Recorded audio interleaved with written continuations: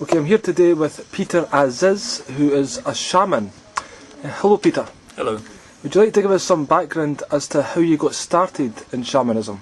Well, I started when I was about 8 years old because my grandmother was a village witch from Hungary, and also at the time I got interested in yoga, so I was doing a mixture of things. Well, I started practicing yoga. My grandmother also interested me to talk to nature spirits and so on, and to do some healing. So what's your definition of a shaman then? A shaman is somebody who works in close contact with the spirit world and with nature to bring about healing. So it's more than just a herbalist? No, yes, it's a lot more. What was involved to enable you to work with the spirit world? Well, it's about becoming clairvoyant and learning to communicate with spirits. Mm-hmm. It's quite natural to a child who is still very open. Okay, so you worked with your grandmother for the first few years? Yeah. And then I believe she died when you were maybe 13, 14? Yes, I can't actually remember exactly when she died, but she introduced me anyway. Uh-huh. And just your natural interest, where did that lead you after that to develop your knowledge? All over the place. Wherever I sort of met any shaman, I went training. First I went to New Mexico to train with Pueblo Indians. Then I've been to Hawaii to train with kahunas. Then into the Amazon jungle to train in ayahuasca. Been to Haiti to train in voodoo. And to Indonesia to train in tenagadalam. Okay, so each of those particular ones, would you mind breaking them down and telling us what you learned in each one? Mm-hmm. Okay, with the Pueblo Indians first of all, it was a kind of trance journey to the underworld, but also beyond to the upper world, and back to the divine essence, and using sacred sound. So you use methods of releasing emotional and mental blocks and negative energies from a person. And yeah, so that was all about trance work and journeying. With the kahunas, we learnt this point holding system, where we press points in the body to release genetic memories. So it can be not only traumas from your own life, but from your grandparents and so on. And that way we cleanse the genes of all the negative imprints, and it also changes the body. Mm-hmm. And then the next one? After that, it was in the Amazon jungle doing ayahuasca. And what is ayahuasca? It's the death vine. It's a vine that grows in the Amazon jungle that brings about great cleansing. It gives you visions as well. It makes you a bit sick as it purges the body, but then it also clears all your negative thought patterns out. Again, like the point holding, it brings up all kinds of suppressed emotions to bring up healing. So there's a long tradition use of ayahuasca in the Amazon, and yes. Then the shaman, do they carry a lineage there? Yes, well, it's been going on for many, many years there. So okay, so it's not really a lineage, it's just that's what they do. What but there is a shaman in the tribe, so you got invited to learn from them. Yep. They recognised you as being a shaman yourself. Yeah, so lots of people go out there to actually do ayahuasca, but then very few of them actually then train to become a shaman. And how long did you spend living with these people? I just went there for a month at a time. It's just like now and then, every couple of every few months. Okay. Maybe twice a year to spend a month there, over about 4 years. Okay. And what about the voodoo? Because voodoo's got a bad reputation generally. Can you explain a bit about what voodoo is? That reputation was created by the Christian Church, and because they were actually funding the slave trade, and they used the kind of dark reputation to excuse it. But it's not much different from, say, the Red Indians. It's a very earthy religion. They celebrate the earth. They are working with the spirit world in order to actually improve their lives. Mm-hmm. And so their ceremonies are calling various spirits called Loa to look after them, to make the plants grow, to heal them, bring in love, and bring prosperity. So how did you end up going there? Did you just go off your own accord, or you kind of done a course there? Yes, it was kind of a long story in a way, because there was a point in my life where all the other magic I was doing seemed to stop working. There was a new challenge and I needed something new. Okay. And there's actually a voodoo priestess in New Orleans who gave me a reading, and so basically I was being called by the Loa, that's the voodoo spirits for initiation, and they weren't going to let go until I did it, and that's why everything was being held back. Alright, so you went there, and did they just invite you, or did you request to be trained by them? Well, I contacted somebody over there and they welcomed me, and they said yes, the spirits have chosen me, therefore they would initiate me. Okay. And you mentioned one other one.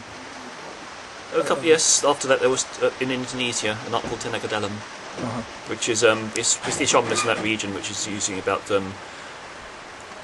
certain prayers and breathing techniques to bring in divine energy. They used to build invulnerabilities, they can't be harmed by knives and things, but it becomes really good for healing as well. Mm-hmm. So with all this knowledge, when you've been doing these trips to various places, you've also been teaching people and healing people. Yeah. So you've been doing that most of your adult life? Yes, ever since I was 8. Since you were 8, you've been actually practicing shamanism and healing people? Yeah, everything I learned, I would practice as I go along, yeah. Alright. And so you've got like a small community of people close to you now who come to you? Not necessarily close by now, it's from all over the place. There's people who come regularly from all over the world, really. Mm-hmm. And on your website you offer various courses. Yes. What are the courses that you offer? I'm basically teaching all the different forms of shamanism I've learned. Okay. We start with the basic work with the tree spirits and with the journeying and the kuna point holding, and then later with the magic courses as well to teach people how to change their reality. So you're not necessarily holding any information back then, you're willing to share all your knowledge? Yes. And what do you think shamanism's place is in the world today? Do you believe it's, obviously it's valuable, but... It's very important because so much of the spiritual points are being lost in this world, and people are lost without those. Nothing is working without it. Mm-hmm. Medicine has become so specialised and so physical and denying the spirit that nobody's getting better. So people are caught up in materialism and to make money out of drugs, and it's like nobody's really healing. Mm-hmm. Without the shamanism, it's like they're lost.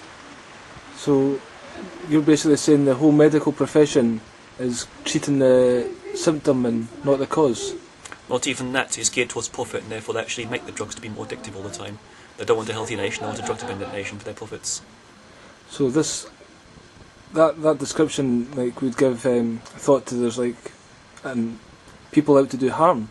Then the drug industry is out to harm people on purpose. Quite often they do, because if they spread disease, they get more profit in the end. Like the cancer business is basically don't want to find a cure for cancer. No, they make more money keeping things exactly as they are. Would you mind telling us about your experiences with regard to healing cancer and the trouble you've had with the authorities over this? Well, yes, I've been healing cancers regularly for over 20 years, and it responds very well to natural medicine if you combine it with the shamanism to actually work on the spiritual and emotional causes of problems. And while I was doing it quietly, there was no problem. Once it appeared on TV that actually showed my patient who was cured, I had no end of persecution by the medical profession. And so you've had the police at your door, or yeah. You've had over this? I had trading standards telling me to take all mention of cancer off my website. Police arrested me, or without a charge, it was on suspicion. Mm-hmm. And yet many people have come to you and they would claim you were the person who healed them from cancer. Yep. And how does that healing take place? You mentioned the emotional body. What do you do? Same as anything else. We don't in natural medicine as well as in shamanism. We don't actually focus on curing a disease. We are treating a whole person. If that person releases all their inner conflicts, so their toxins, their emotional blockages, and so on, the whole body regenerates. So each person is individual. I'm not treating a cancer. I'm treating a whole person.